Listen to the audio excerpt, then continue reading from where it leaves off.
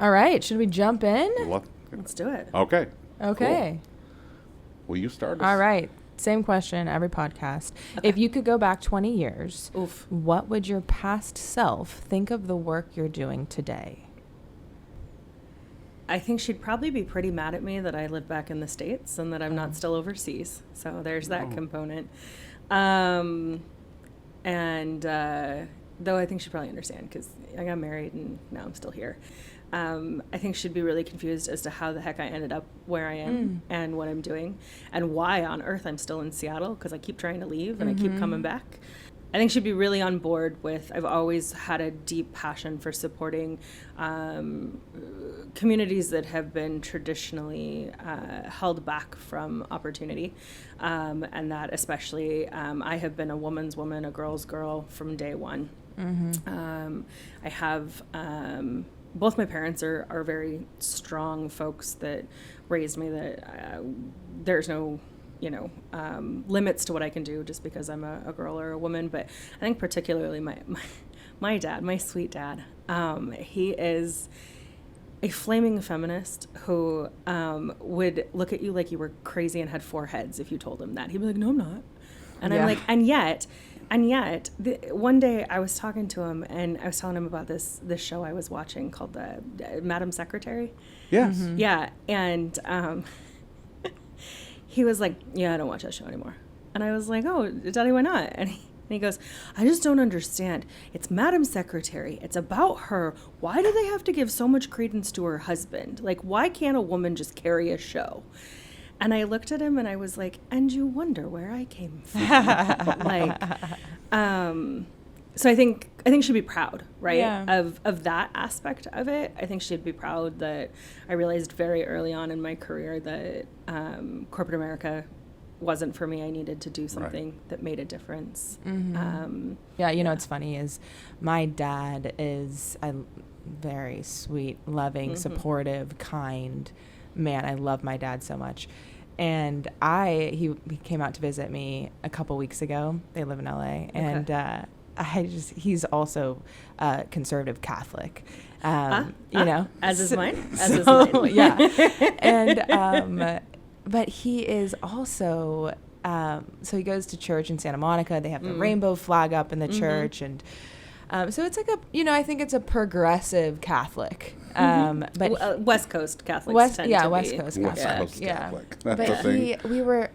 he is pretty strong. He's 75. So he's like, I don't think he's going to change his mind that abortion should be, he's, obviously what is it? I don't even know what not pro-choice is. He's anti-choice. He's anti-choice. Anti-choice. Like, what is the term for that? He would call it pro-life. Pro-life. He would call it Thank pro-life, you. but Pro-life. I have very removed strong it feelings from my about mind. that term. Exactly. It's actually not pro-life. It's anti-choice. But Yes, I think so too. Anti-choice. Happy to get on that soapbox later if My you'd like. dad, I'm like talking to him about it, and he's like, "Well, I don't care if you do it. I just it wouldn't be something that I would do." And I'd be like, "Well, I get you that from are." my dad a lot too. And I'm like, "Dad, that is literally the definition of pro-choice." Yeah. Exactly. You're saying you We're don't not care saying what I would do or what other people would do. I just wouldn't do it. And so, yeah, it's funny that you say your dad would be like surprised when somebody says he's a feminist when he's like everything he's doing is like supporting, I tell him all the time too. I'm like, you're a giant feminist. He's like, no, I'm not. I'm like, okay. Listen, all right. I know you are, and that's that's good enough. You raised me, and now I am supporting women across the board to be the next generation of powerful women, and as they embrace their power, and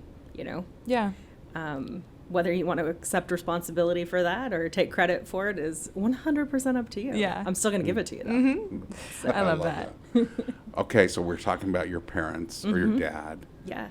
Okay, they're going to give you a Google review on how difficult you were. It's funny. We just took the DISC assessment. I definitely was probably tough. Super independent, super strong-willed. Clearly, I have no opinions. So, I'm sure my parents never worried about that. It was funny, you made that comment about your dad, that he's never going to change, right? And that's like the one thing my dad tells me all the time. He's like, Malia, I'm not going to change. And I'm like, I know, but just think about it. And he's like, no. And I'm like, oh, fine. I'll bring this up again. Yeah, I will. I mean, I absolutely Yeah. will. Right. But yeah, I mean, I think, so going back to your question, Ken, I think the Google review would be, positively delightful when in a good mood. However, can be. But. Yeah, but, not and, but.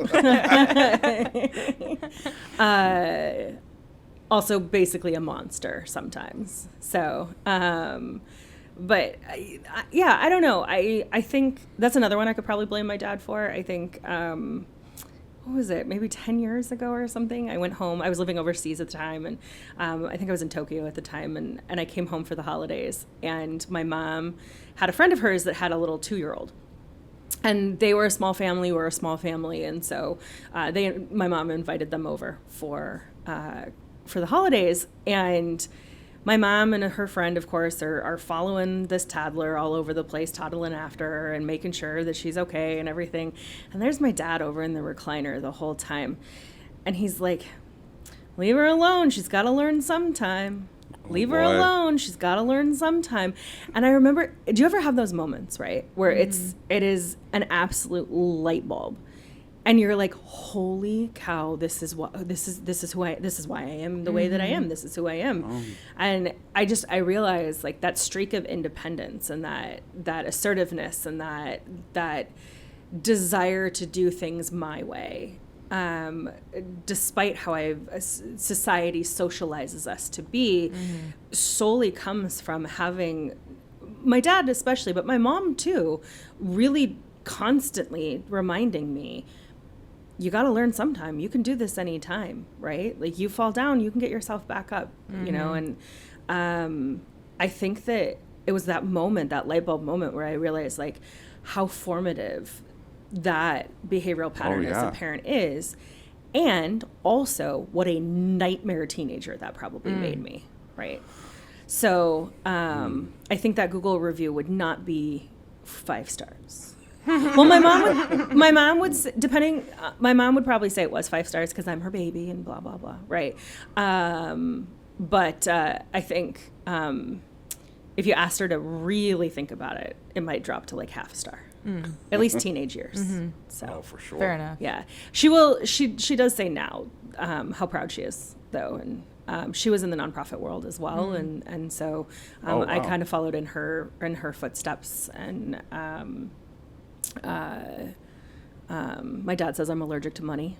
And I said, no, I'm actually really great with people giving me money. Yeah, it's part just, of my job is giving money. It's just weird how none of it goes to me. Yeah, so I think they're really proud now, but I probably was not fun. Yeah, probably not. Are you from Seattle? Sort of. I'm originally from Cleveland. Okay. And then we moved here when I was in grade school. Okay. So I was raised by Midwestern parents.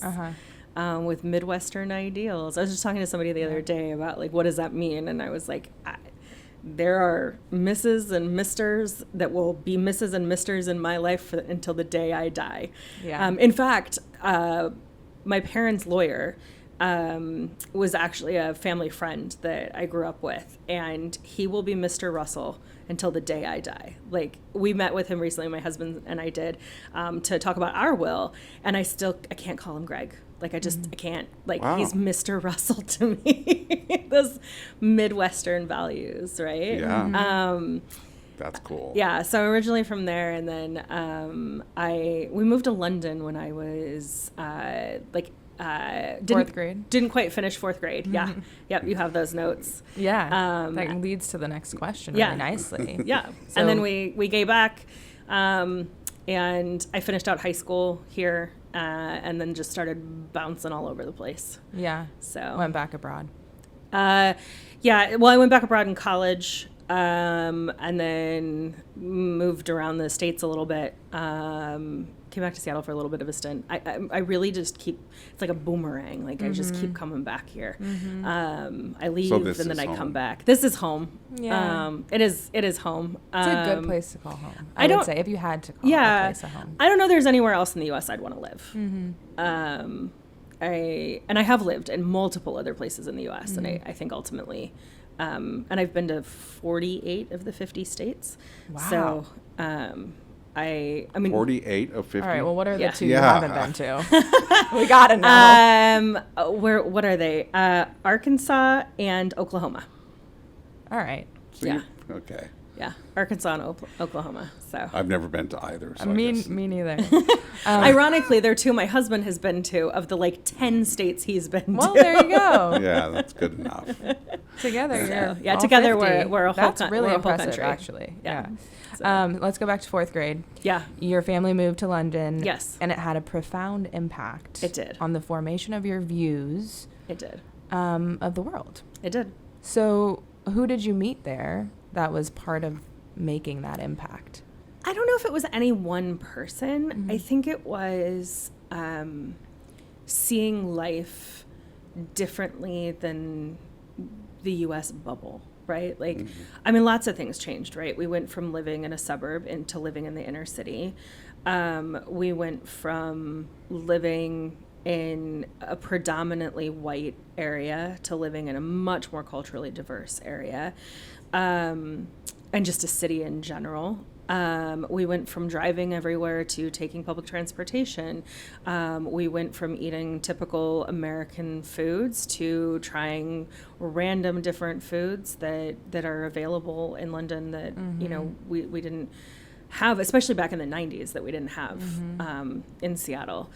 And so I think it's just when you're, 10, 11 years old, to flip your whole life upside down like that, it's going to make an indelible impression on you. Like I would challenge anyone to come back from that changed, right? Or not changed, I guess. It just, I don't know. It made me see that the world was a lot bigger than my little brain thought it was. And I give my parents so much credit. Apparently this podcast is going to be about my parents. I rarely actually talk about my parents, but I give them so much credit, right? Because people pushed hard against them. They were like, what are you doing? Right? Why are you flipping her life upside down? Like, you don't do this to a kid. Like, I mean, borderline telling them they were bad parents for doing this. And I mean, good on my parents for being like, no, actually, this is the best thing that we could do for her. And was it work? What made them? My dad's job got transferred over Okay. there. Yeah. So he got an opportunity to work over there. And that's exactly how you would see it. It's an Yep. opportunity. Yeah. If you could have all your kids spend some time in another great city outside of the country. Yeah. Yeah. I wish I could do that with every one of our kids. Yeah. No, I mean, I think, and we had already been overseas. At minimum, I think we'd been to Ireland at that point, because we have our families on my dad's side's from County Clare in Ireland. And so we had gone back and found our whole family farm and the graves and everything. So I had been out of the country prior to this, but I think living in another country and another culture. Exactly. And yes, it was still an English-speaking country, so, I mean, there was a certain part of that. Although at that age, I did come back with an accent. And once in a blue moon, you can hear something, I'll say, has, like, just a slight little British accent to it. It's rare, but I sound much more Midwestern than anything. But, yeah, I think I encourage anyone and everyone with kids, get your kids out of the country that you're from originally, if you can, if you have that privilege. And that, I think, is also really important, is not everyone has the privilege to be able to do that. And that's probably something else I've learned significantly over the years and all the places that I've lived. And why I do the work I do now is the reality is recognizing my own privilege and the opportunities that have been afforded to me. But the reality is the most of the world doesn't have that. Yeah. And so how do I take that and support others in the world to achieve their hopes and their dreams and broaden their perspective, but in an authentic way, right? Like based on how they need that support. The idea of being community driven, right? Versus walking into a scenario where I say, okay, here's all my skills and I'm going to do this for you. Instead saying, okay, here's all the things I've done, I've learned, I know, and how can I help you? What are the things you need help with? And if they don't know what they need help with, how can I help you figure out what you need? Yeah. Right? And so if we go back all the way back to your question about like the profound effect that had on me, I think that perspective change, that shift started when I was in 4th, 5th grade living in London and seeing that people live in different ways. And I can't hold people accountable to the expectations of how either I want to live my life or how I was socialized to live my life, based on the way I'm growing up, my socioeconomic status, the color of my skin, the expectations of my parents, like whatever that looks like. I don't get to hold other people accountable to my expectations. Deep. For a 4th grader. Yeah. Well, wow. I think it probably was developed a little less formed at that age. Yeah. But, how long were you there? Under a year, I think. Okay. For a 10-year-old, 11-year-old, it's a little hard. I know I left 4th grade early. So I didn't finish my 4th grade year. I finished the work, but I didn't stay in school for my 4th grade year. And then I cannot remember. I think I started 5th late. So it was in that realm, that we were over there. So. Yeah. Talk to us about teen years. Education. Tell us more. Yeah. So also come from a conservative Catholic family. And I actually went to Catholic school from 1st grade all the way through 12th grade. Wow. Yeah. And but I have always been one that just does not, I said this earlier, I am not a fan of living my life the way people expect me to. And so I actually, maybe 2014 or 15, you can edit out that sound, by the way, thanks. Got you. Like somewhere around like 2014 or 15, I knew I wasn't coming back to the States anytime soon, and so I came back to clear out my storage unit. And I had a friend come and help me, and I was going through a bunch of paperwork, and I found all these old papers from high school. And I start going through all these old papers from high school, and mind you, again, Catholic high school, one of these classes was taught by a priest, and one of these classes was taught by a sister, not a nun, a sister.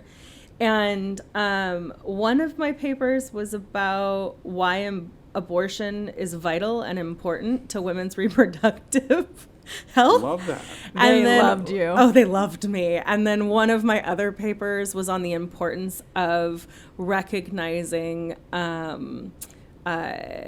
the love is love, and that the idea of I don't think, I'd have to think back about whether the term LGBTQIA was, I definitely know the QIA wasn't there at the time, but essentially the whole paper was about how queer love is love. And to me, that story illustrates how profoundly I am who I am through to the core since I was a kid. That's impressive. Yeah. I mean, to grow up that way, but already have those views. Yeah. I mean, it sounds hard. I mean, you have, when you have those views, you go, of course anybody can, but it's hard to teach or to change. Yeah.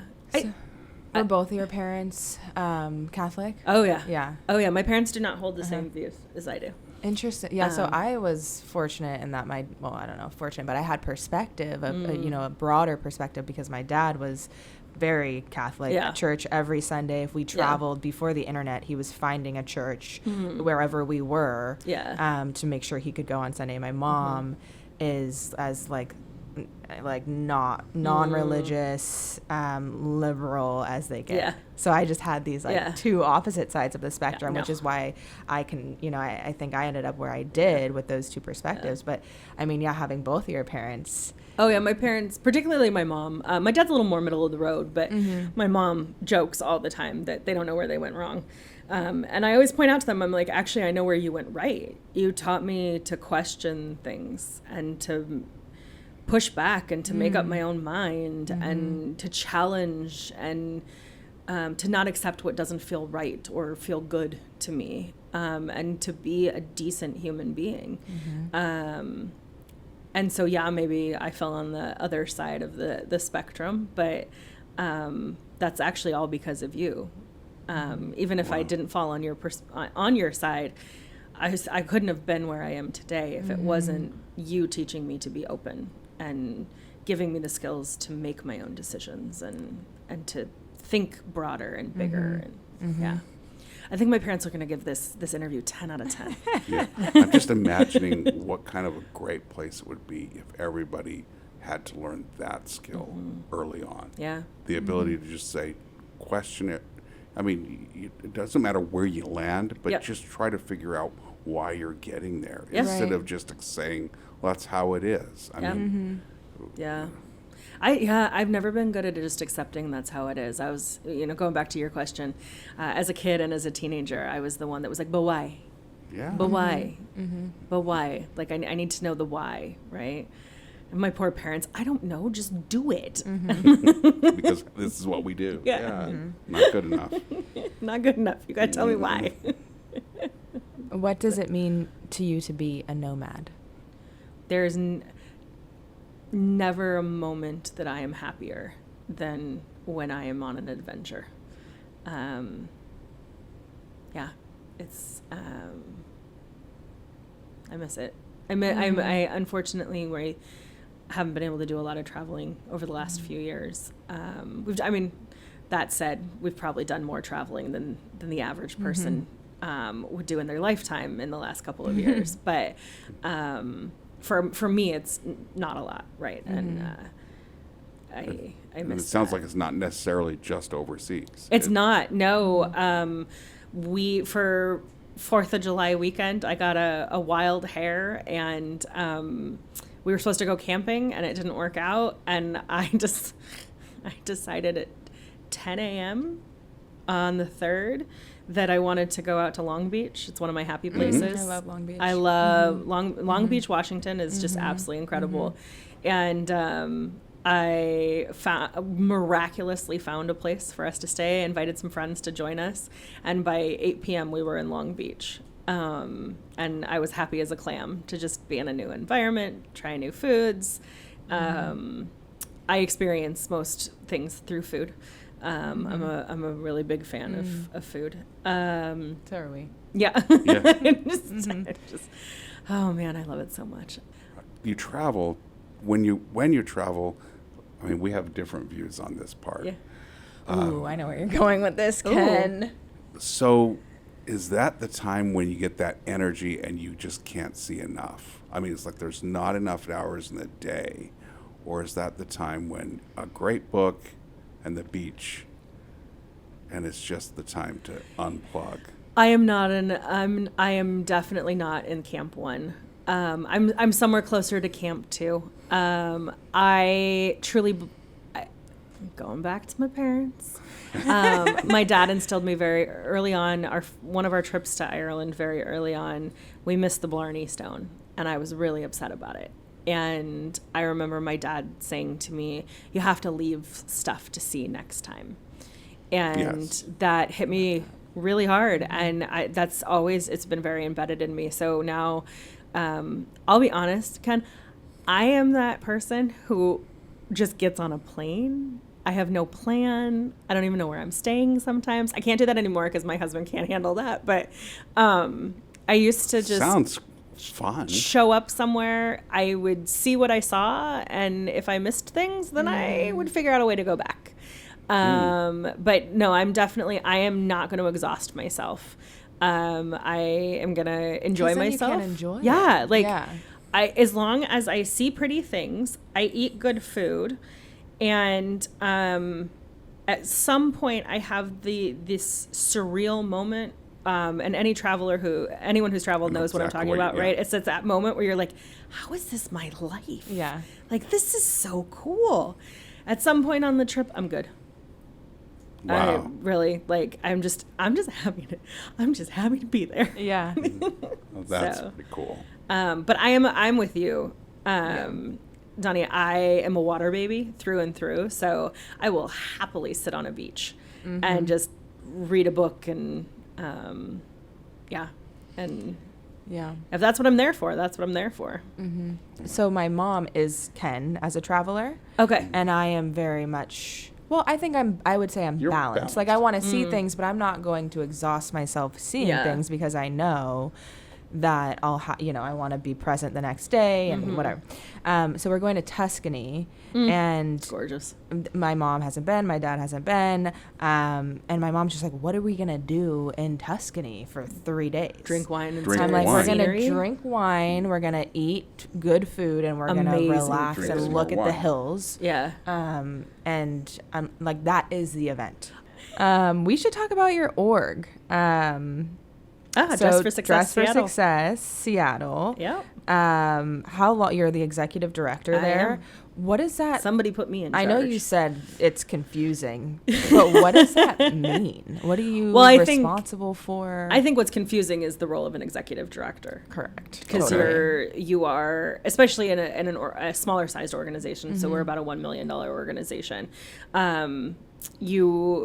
You are not just the CEO, you're also the CFO and the CTO and the CIO. Hopefully not and the, CHRO. well, nope, that too. Although we do have an HR partner now, thank goodness. She's amazing, and I do get some support. I have a bookkeeper, thank goodness, and a couple of other folks that help out. Thank goodness I have a grant writer, because there's two sides of fundraising. We laugh about it all the time. She's one side, I'm the other, which is there's the written side of fundraising, which is like grants and the written appeals and all of that. And then there's the people side of fundraising, Right. like going out and building relationships and getting people to invest in your organization from a social side of things. I love that side. I come up from fundraising. That's really my career shifted from corporate account management into nonprofit account management and fundraising, and just that's how I came up into the work that I do, and I love that side of it. I mostly want to poke my eyeballs out at the idea of writing a grant. So we have a grant writer, thank goodness. If I'm allowed to do a shout out, Bloom Grant Consulting, if you need a grant writer, that is who you should have writing your grants. She's probably the most talented grant writer that I have ever encountered. Nice.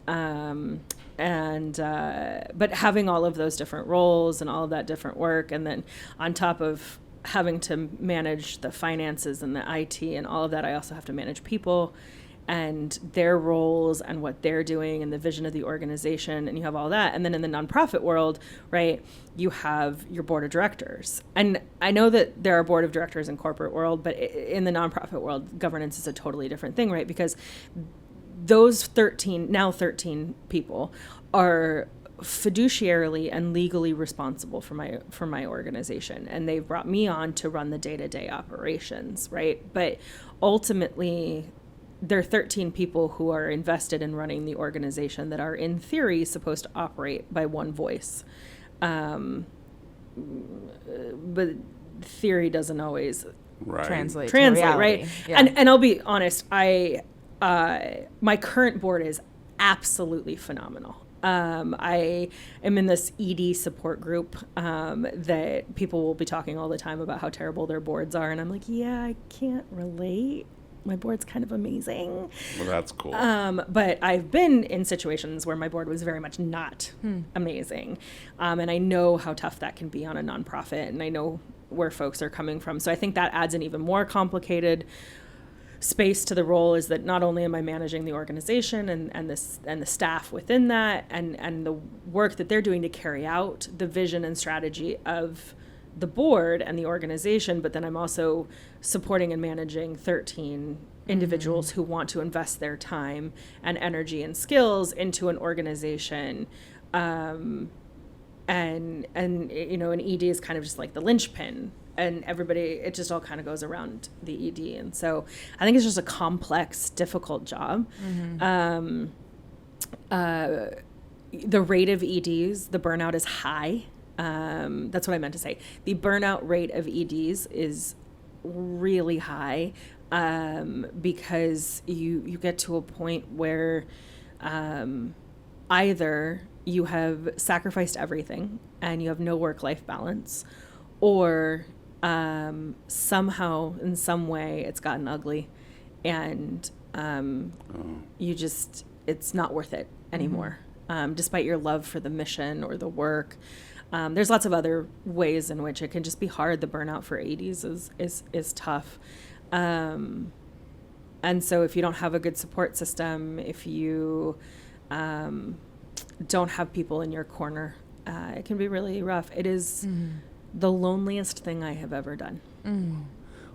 Why do that as opposed to create your own org?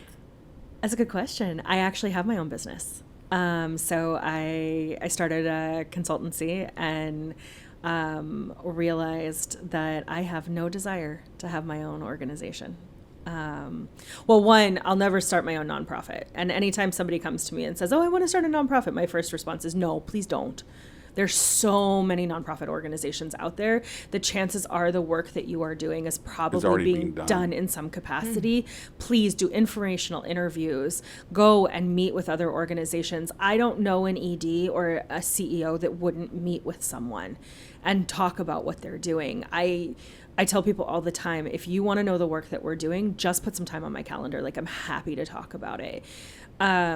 Because there's just so many nonprofit organizations out there. And I do think that diversity is good.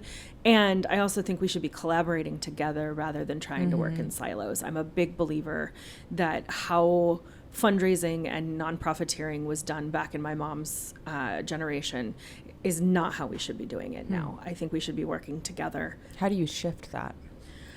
I think things are shifting with my generation coming in. The more and more you have late Xers and millennials coming into leadership roles, you're getting a much more collaborative environment. You shift it that way. I think also we're seeing nonprofit world is very female dominated, and we're seeing that as women are learning to support each other, not to tear each other down, which is a ideal that has been, we've been socialized to since we were kids, that women are supposed to compete with each other, right?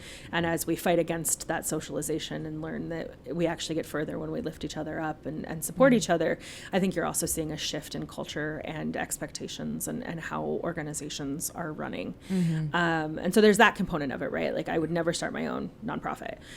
Starting my own consulting business, I just realized that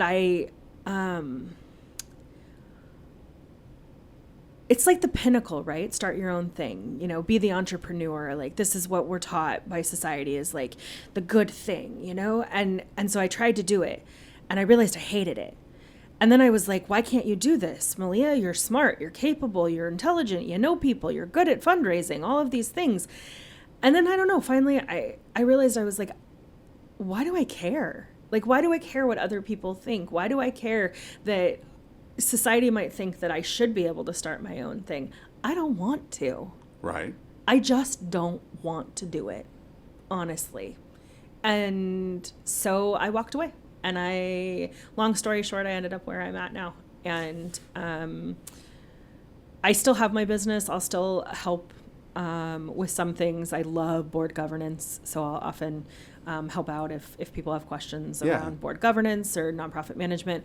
I try very, very hard to support young EDs, both age-wise young, but also new in the job young, and meet with them and connect with them and offer support, because I don't ever want someone to experience some of the things that I've experienced coming up in this world and in this communities, the nonprofit community. And again, it's much better than it was 20-something years ago, but, there's just things that I want to make sure that I wish I had a me when I was coming up. And so if I can support others, I'd rather do that rather than have my own business. And having your own business, a lot of people think it's just this panacea where you don't work for First anybody. Of all, good word.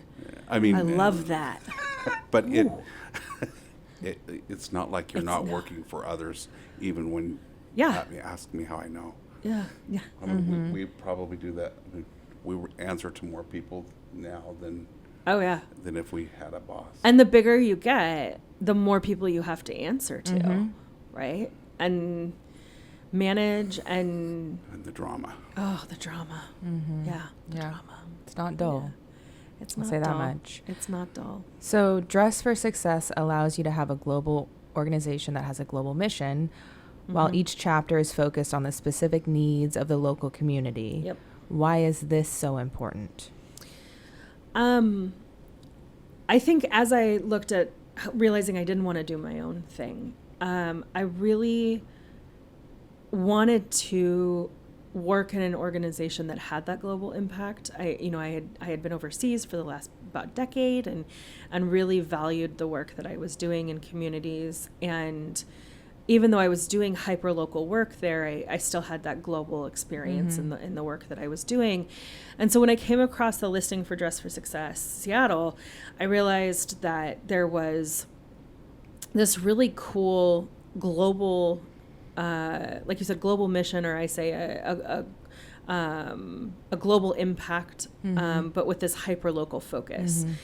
Because there's, the mothership, Dress for Success Worldwide is in New York. There's 140-something affiliates in 20-something countries. That number shifts constantly, so I never know exactly what it is. But each dress is unique to the area in which they serve. So Dress for Success Seattle is a local organization with a globally recognized name, but a local organization. All of the funds that come to Dress here, all of our programs, they are focused on women in the state of Washington. And I really liked that idea of being able to be a part of a global movement of supporting women on their path towards economic independence, because ultimately that is freedom. Economic independence is freedom. And to be able to be a part of a global movement towards women's freedom, but to do that here locally and tangibly and see and meet women that are able to find that movement and within their lives where they can really take control. And I have a real hard time with the idea of empowerment, right? We don't actually, we are not empowering anyone. Empowerment is a personal thing. But what we can do is support folks on their path to claiming their own power. And that is to be there for women, and not just women, but again, we're here in Seattle because we're local. We focus on things that are unique to this area, and not that the queer community is unique to Seattle. There are queer people all over the world, much to some people's chagrin, without trying to get political here, and they are valuable and important and should be heard and seen. And here in Seattle, we've made the conscious decision to be a part of seeing them and supporting them. And so it's not just women for us. We are gender expansive. We support the non-binary community. We, I would say we support the trans community, and we do, but I also am always careful with that because trans women are women. And so to exclude that from saying we support women, I'm always like, I want to be mindful of that. And, I think I lost track of the question, but because I got really excited about something. One question I had, though, is you have this local chapter or organization. Affiliate. Yeah. How much can you direct what you're doing as opposed to, I mean, I'm sure there's some boundaries. You have to stay consistent with the overall mission of the overall organization. Yeah. So but the overall, does that leave room to? So much room. Yeah, it's wonderful, actually. It's the mission of Dress for Success, which, forgive me, I cannot rattle off word for word, but the mission of Dress for Success is to support women on their path towards economic independence. There's some in our mission. There's some more around how we do that. and through professional services, a network of support and attire, et cetera. But because so most people know us as the clothing organization, we're so much more than that. But what that gives us is a lot of space to customize the work that we do to the community and the needs of the community. So here in Seattle, we're really fleshing out these 3 pillars that we focus on of economic, of digital equity, financial education, and career support services.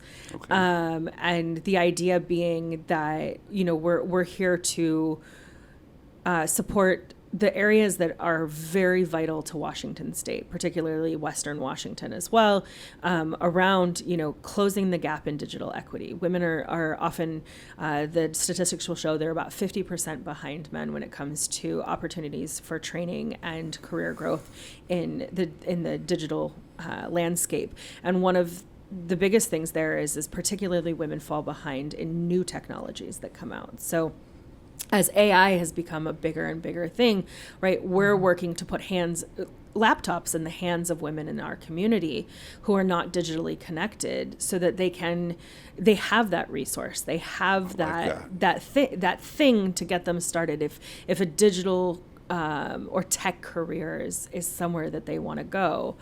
We're also providing that financial education. It is expensive to live here.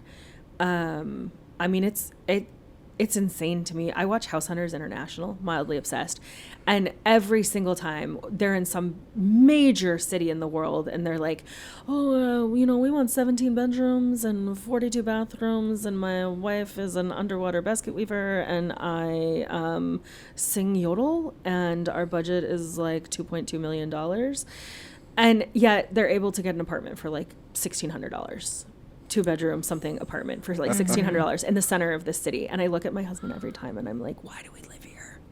Why?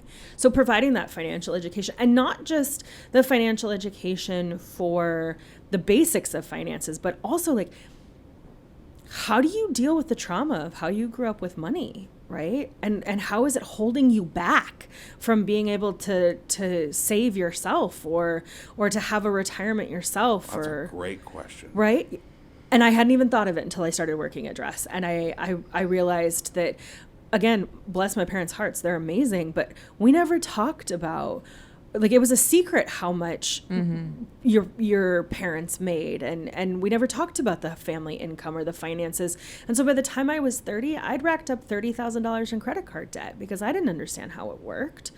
And got influenced by a friend of mine who was like, oh, just put it on a credit card. Well, that becomes a quick motto, doesn't it? Mm-hmm.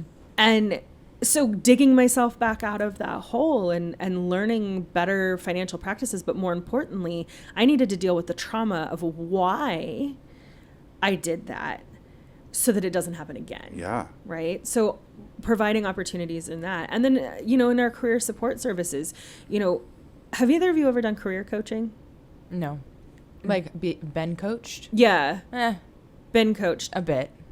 Have you ever looked into, like, how much it is for a career coach? Oh, it's very expensive. It's very expensive. Yeah. And listen, I want to be very clear. I think that career coaches are incredible professionals who absolutely, if you can afford the service that they provide, absolutely, they are 100% worth their value. But not everyone has the ability or the privilege to do that. And so we provide career coaching at absolutely no cost. That's right? Great. To support women. I wish in my 20s when I was like, what do I do with my life, right? I wish that I had known that existed, right? We provide workshops like we just did one on anxiety and the job search. Which was amazing. And we just, we launched a military program last year, for those transitioning out of the military, spouses and veterans. And we just did an elevator pitch workshop with them on Friday. And, just like, how do you talk about yourself? How do you sell yourself? Like, what does that look like? So the idea being that no matter, we see it kind of as a wheel, right? Like, no matter where you come into our services, it's a flywheel, and you can, it's like a curriculum, and you can keep going. And then there is the added benefit that we do have opportunities for interview clothing and, and that career wardrobe. One of the big things there is, how can we talk about women being economically independent if they have to use their first paycheck for clothing, right? Where we can provide that and allow them to invest that in them, in themselves or their families. So, again, I think I lost the question, but No, you described it perfectly. yeah, I think that's really where we make the impact in the community. We're not the first stop on the train, I'll be honest. We are not a clothing bank. We are not emergent services. There are some incredible organizations out there that do incredible work with that community. Right. We are probably the second or third stop on the train, right? Where when folks are ready to get back into the workforce, we are when folks already are in the workforce, but they might want to change, or they're in a situation that's toxic. I had a woman once tell me, she's like, until I talked to my career coach, I had no idea that my work environment was toxic. She's like, for 14 years I had been bullied and I had no idea. And it allowed her to move on to another job. Wow. Right? And so those are success stories, right? Where it's, as women, there's so often, again, this idea that we're socialized to like suck it up, right? And to just make it work and make it happen. And that honestly, in some ways, like, we're privileged to get what we get. And it just infuriates me. Like, we are half of the population. We are an equally intelligent, capable, wonderful half of the population. And if women were, if they had just the opportunity, not even the actual work itself, but just the opportunity to contribute to the global workforce at the same rate as men, it would put $28 trillion back into the global economy. Do you know what else is $28 trillion? Our debt? Our national debt. So we're literally holding ourselves back at the rate of our national debt simply because we cannot walk past the white supremacy, misogynistic ideals that are embedded into the concepts of how women are supposed to behave, and from a societal expected behavioral pattern. Societally expected behavioral pattern. There you go. You can edit that together, right? So and it has to be systemic. It has to be systemic. Yeah. Right? Which is why we don't just provide clothing or just a computer or just this. We want women to sign up for the whole package. We want to be there when you get the job, when you get promoted, and when you retire. Like, it's about long-term sustainable economic impact across the board, right? Because sure, if we help you get the job and you go from making minimum wage to making $80,000 a year, if we're not there to help support you to know what the heck you do with the windfall of income, what are you going to do with it? You're going to you're going to scale up your lifestyle to match your income, and you're going to end up in exactly the same position again. So how do we support folks in this community to find those spaces in which they can claim their own power? They can take back the reins of their own economic destiny and create that freedom for themselves. Because that, and only that, is when we're going to see that systemic change across the board. And really see the culture, not just of Washington, Seattle, the U.S., but the world shift from there. Yeah, it's not going to just die out with the bad, with the bad guys. No. There's always going to be bad guys. The system is going to still be there if we don't figure out where that needs to be torn down. Well, I mean, and if you think about it, and you can cut this part out if we don't want to get political, but we don't care. J.D. Vance is a perfect example of how my generation and younger is holding the ideals that are literally holding us back as a collective society because we continue to hold women back. Well, yeah, and there's a young man with ideas that are 100 years old. 100+ years old. And that's, I think, stems from the fear that if we lift women up, that it means that it's a zero-sum game. Yes. Right? So it means that we are pushing white men down. Which It's is not true, No, that's but not. yeah, It's not a zero. it doesn't sum work game. that way. You know, it's. Well, I think a huge. We all get better. We all get better, but I think that the hardest part here is the fundamental struggle that folks have to understand the difference between equity and equality. Because there's a lot of talk about the concept of equality, right? Well, if we give everybody the same thing, then we're equal, right? It doesn't work that way. If you give my husband, if there's a wall, right, and we need to see over the wall, and my 6-foot husband gets the same height stool I get, well, congratulations, he's just gotten a better view. I'm still like, hello, I can't get over the side, right? So, you know, it's the same thing for us sitting in this room. All three of us are a different height, right? We need different levels of support in order to be able to be on the same level. And that is what equity is. Ultimately, we are looking at a world where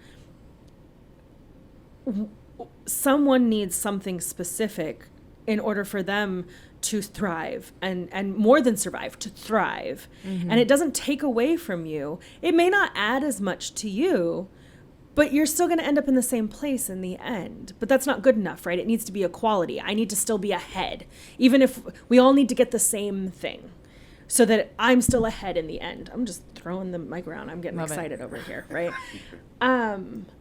Versus this idea of equity where we don't all need the same thing. We just don't. I will never experience what it is like to be a Black woman in the workforce.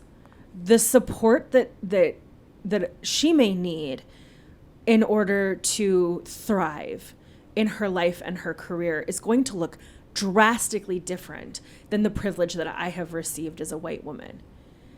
In the same way that an experience that a white man has had in a workforce is going to need something completely different. Than my experience in the workforce, and far different than a woman of color's experience in the workforce. Right. And so it is the last thing I should be doing is sitting here and saying, well, I should get the same thing because we're both women.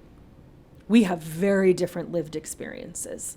And ultimately, if we don't recognize the difference in those lived experiences and adjust accordingly and create equity, then we're still fucking up the system.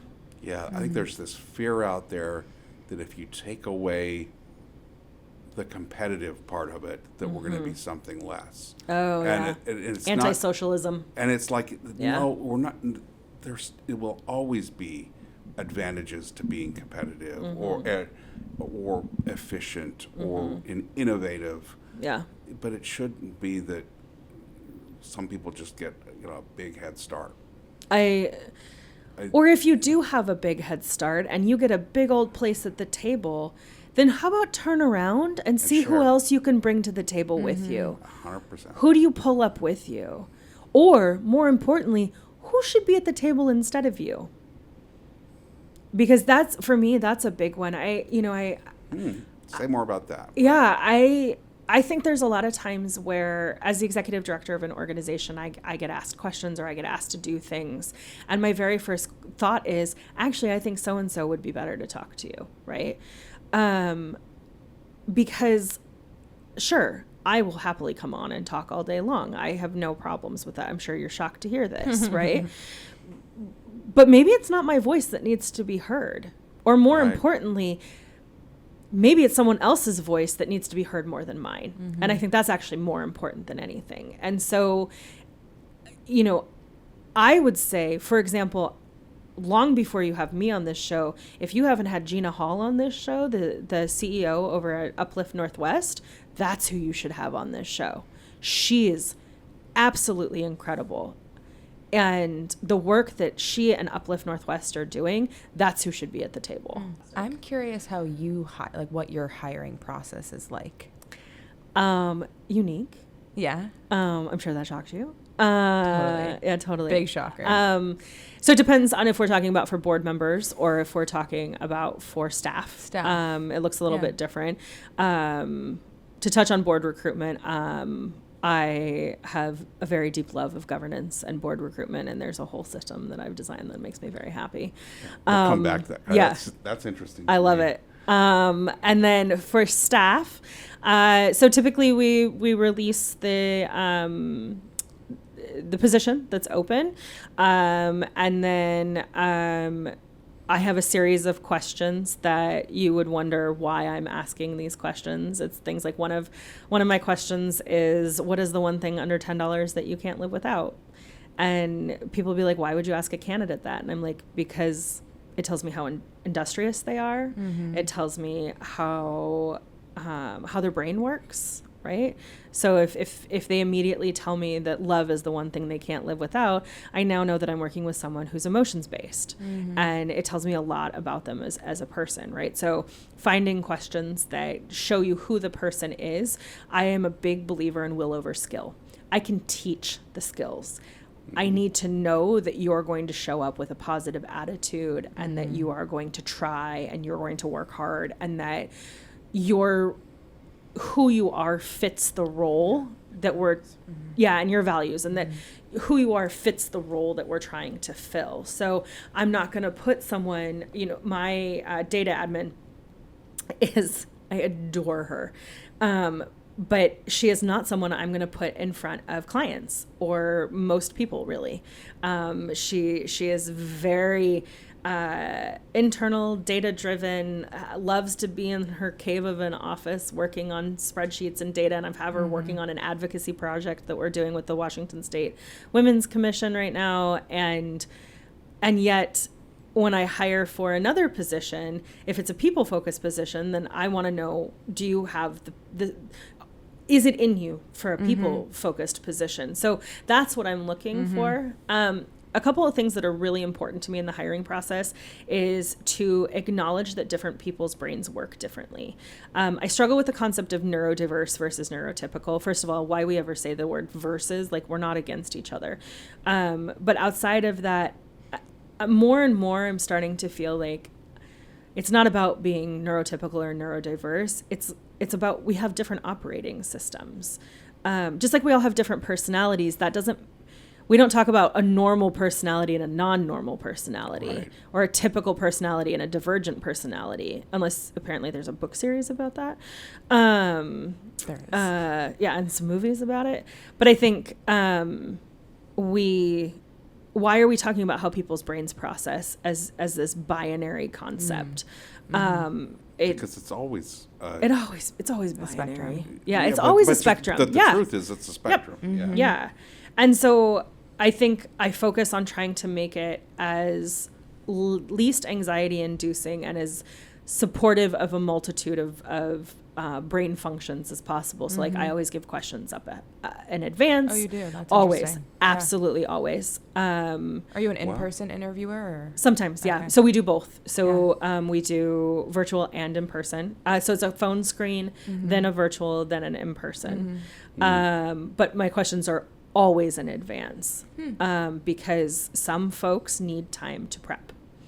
And to hold it against someone because their brain doesn't work as fast or in the same way as, say, somebody else's, that's unfair. That doesn't create equity, right? So I give you the questions. If you need them to prep, great. If you don't need them to prep, great. Right? Either way, you've had an opportunity to decide how you want to be prepared and how you show up. So I would say that's along the lines of. How do you know that you're interviewing the candidate and not their amazing sister? Or ChatGPT. I mean, I think you can see it in how someone presents it. You can see it. I think you're right. You can see if it's authentic. Yeah, right? Like, you've hired people, Ken, like, I think you can see authenticity, even if it's a little rote or nervous or whatever. I think you can still see authenticity. It's also why I ask kind of offbeat questions. Like, what skill are you most excited to bring to the team, right? Or what is one of my favorite questions to ask people is, what is the wildest thing that's ever happened to you? Right? Yeah. You can learn so much from someone when you learn what the wildest thing that happened to them is. And it right down to whether they're even adventurous or not, right? Yeah. And again, looking at all these things, none of it's good or bad. It just tells me what kind of person that you are. It's something we need to get better at. I mean, I feel like we've got we do have an amazing staff. Yeah. But the way they get there, the process from application to being an amazing staff is we have a lot of we hire wrong many times. Everybody hires wrong Yeah. at some I point. mean, and if we could, we're not going to eliminate it, but if we could limit it to less, it would be so much Yeah. Some of less it's grief. also just good instincts, Yeah. honestly. And sometimes people with good hiring instincts aren't even on your hiring team. That's a big thing that I'm a big believer in, is having diverse hiring teams. So pulling people from other parts of the organization to give them a chance to be a part of the hiring process. They're not necessarily part of the hiring decision, but I think it's a really cool opportunity to see how differently people see things. And, you know, my team is involved when we hire, to some extent, one way or the other. How many people do you have? There's 5 of us right now. Okay. Well, 6 total, including me. I suppose I should count myself. Right? Yeah. Yeah. You're important. And Yeah. I am curious. I know we've got time constraints, but No, it's okay. I'll sit here and talk talk to me you all more day. about recruiting board members. I didn't even my think gosh, of that I as a thing. love it. Yes. So back many years ago, I was part of an organization called the Young Nonprofit Professionals Network. And by happenstance, I ended up on their board development committee, which eventually I ended up chairing. And we started designing a recruitment process because we were struggling to get board members. And so I had just suggested, I said, what if we make it competitive? Going back to what you said, like, people love to compete.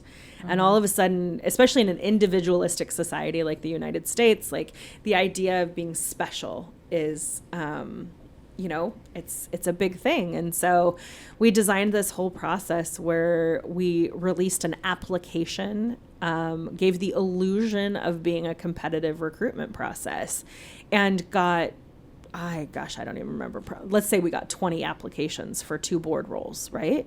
And then we set it up to then do interviews and walk through the process and then whittle that down and eventually onboard board members that really stuck through the whole process. And by doing that process, the goal was to be onboarding board members that had shown a commitment to the organization. And so you're looking for people who aren't going to they don't want just the line on the piece of paper. Yeah, They want that they're committed to putting in the time to do the work.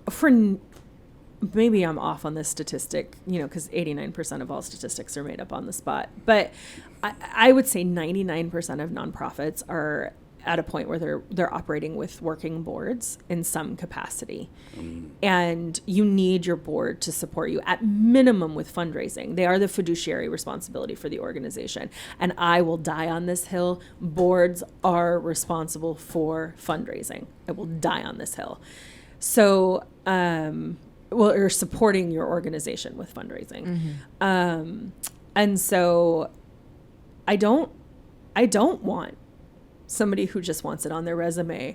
I want somebody who says, hey, I'm a marketing professional. I really think I can help. What do you need? Going back to that concept of community driven, right? What do you need and how can I help? And for me to be able to come back and say, well, actually, here's what we need. We need help with refining our branding. And can you help me go from the idea stage in my brain, because I've identified the problem and I know how to fix it, right, over here, but I don't know how to take people along, right? So can you help me with that, right? And so you spend your time as a board member committed to the organization to do that with me. This is a true story, by the way. We have a board member who has been my absolute marketing angel. And ultimately, that is what we're looking for in a board member. So I handed over, when I came on board with Dress back in the early 2023, I met with the governance committee, because I love governance, and kind of gave them a rundown of what the program looked. And the amazing women on our governance committee just took it and ran with it. It was absolutely incredible. We had 30 applicants that we then had to whittle down to 14 that we interviewed, that then we had to whittle down to 7 that came to our board meeting and met with us. And then we ended up seating 4 on the board, but they are 4 absolutely incredible women that are joining a group of 9 absolutely incredible women. And we're so fortunate. But I hear of other organizations that talk about, I just can't get people on my board. And I'm like, flip the script. Make it competitive. I will walk you through how. That's great. Yeah, And smart. because ultimately you make it competitive, you're going to get people who want to be there. Right? Because nobody's going to put effort into something that they don't want to win. Right. So, I like that.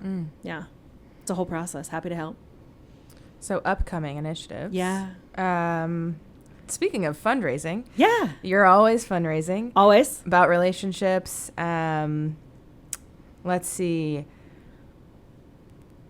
Sorry, this question is worded. Maybe I can't read, or maybe it's not English. Just talk to us about how you find and recruit donors. Yeah, donors. I ask. Yeah. Oh, that's smart. Honestly, I have, and I tell this to people all the time, I have no fear of the ask. I have absolutely no problem. In fact, Doni, as you were talking about how you're doing this podcast as part of your CSR initiatives, corporate social responsibility initiatives, honestly, the question that I wanted to say is, I think this is wonderful. I think it's amazing. And where are you putting your money?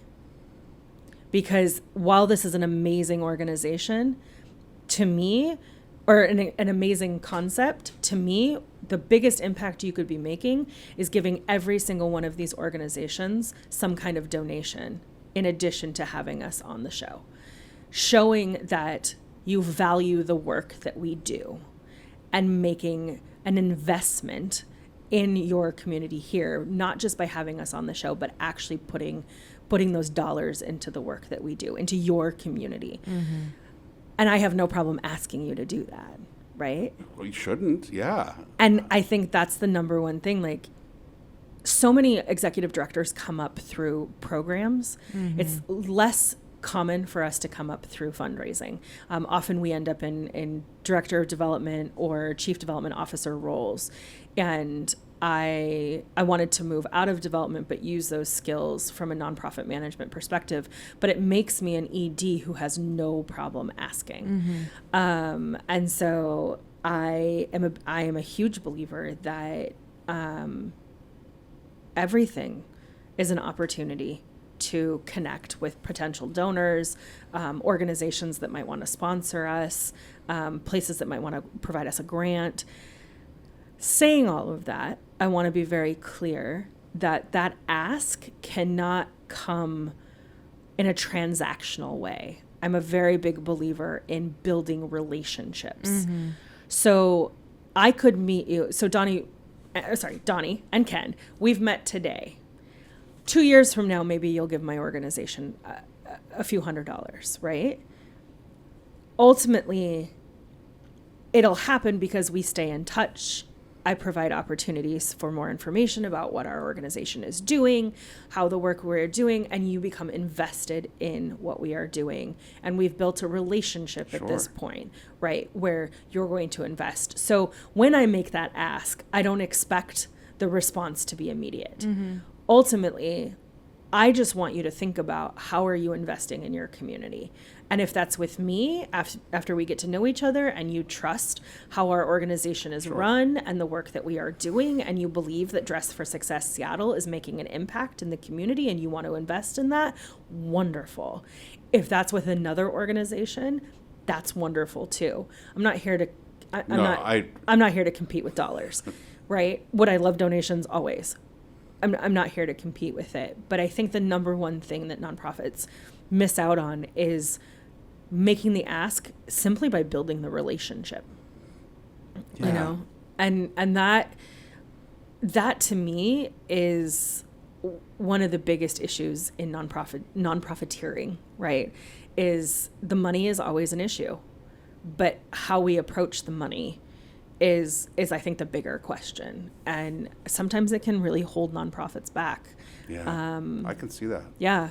I mean, I think for us, it's always been, we didn't want to be just take whatever we're going to set aside for this and just write checks. Yeah. I mean, because we could do that. Yeah. And it's like, but no, part of that thing that we're setting aside needs to be our time. Mm-hmm. I mean, and it needs to be kind of Time, talent, treasure. yeah. I mean, and so it's we want to do all of the, and then when the checks or that it's more meaningful and we're at least to us, I think it feels like we're a part of it. Mm-hmm. I think that's the difference between donating and investing, though. Like, you could write a check, you could donate to any organization, but doing something like this and donating, or having your staff volunteer and donate, or whatever that looks like for any company, whether it's you all or any company, that's when an organization is investing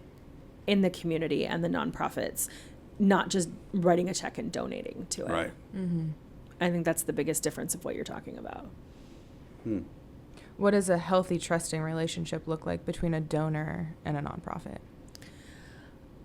I believe that a healthy, trusting relationship is that the nonprofit and the donor have had enough time to understand the work that is being done. Mm-hmm.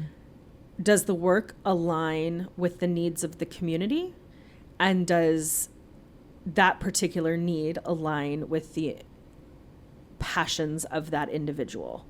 And when all of that aligns and that individual decides to invest in the organization, they do so with the trust that those funds will be utilized according to the needs of the community as the organization deems necessary. Yeah.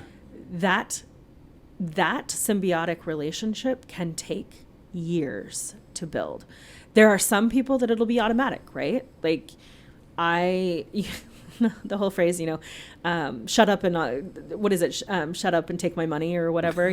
There will be times where it's just symbiotic immediately, and like, that's exactly what you want, and you want to invest your dollars in it. And then there's other times that you do need time to see, how is the organization functioning, what are they doing, and how can I support that, and is it ultimately what I really want to be supporting, right? Because there are going to be folks that see the work that Dress is doing, but actually think that they want to invest in an organization for women that does something else, right? So the women are important to them, but maybe it's doing something else for women, right? And of course, at this very moment, I'm blanking on probably a million different nonprofit names that support women, or they want to invest in girls, right? So they donate to the Boys and Girls Club, or they donate to Girl Scouts of America or something like that, so that they're starting younger, right? So whatever that looks like, I think a healthy, trusting relationship is building that, making sure that the organization is doing something that you're on board with, but also understanding that you can trust the organization, that even if you're not 100% on board, that they're investing those dollars into the community in a healthy way. So for people that love what you're doing, how can they get involved? I was hoping you would ask that question. So I've noticed a divide. Women over the age of about 50, when they see us out in the community, they're like, oh, you're the organization that does the clothes for women. How can I donate my clothes? And then if you're under the age of 50-ish, the response is, who are you? What do you do? And so I think it's a twofold answer. I think for those who know us as the clothes people, I think they can get involved by joining us for an info session or a community partner open house and learning about how much our work has shifted and changed, and how we really are looking at this from a much more holistic point of view. And that, yes, the clothing is there. Yes, it's an added benefit to what we do, but there's so much more to support a woman in her totality, rather than just one component of what a woman needs. And so there's that education component. And I think for folks that don't know who or what we are, those are the ones that I would say, come volunteer with us, come learn what we are doing, or more importantly, come take our services. We're not for one type of woman or one person in one situation or scenario or economic status. We are for any woman who wants to grow in her career, in her economic stability. I don't know a woman who feels that she is so economically stable that she doesn't need any help. Maybe a couple people on my board, but for the most part, I know very few women who would say, yep, I got this. I'm good. I'm set. I'm going to be able to retire. My kids will have money to inherit, like everything. Most women you talk to are like, I have no idea what I'm doing.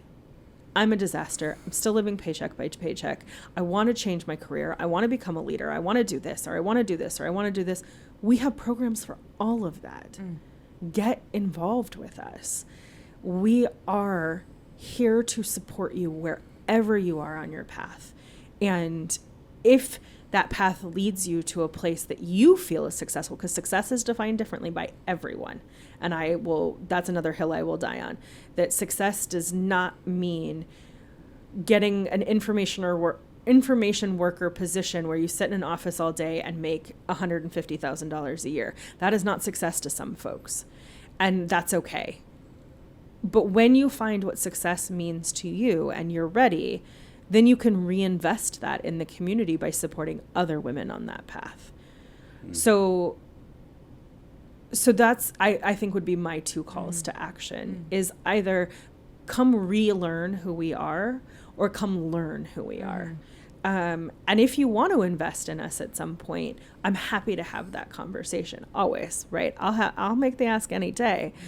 But first, let's figure out, how do we get the word out to the community? How do we create evangelists that are out there talking about the work that Dress is doing and getting people in the door, in a way that women have an opportunity to not just, or we have an opportunity to not just serve women, but to serve every woman well, because that ultimately will mean success for the organization.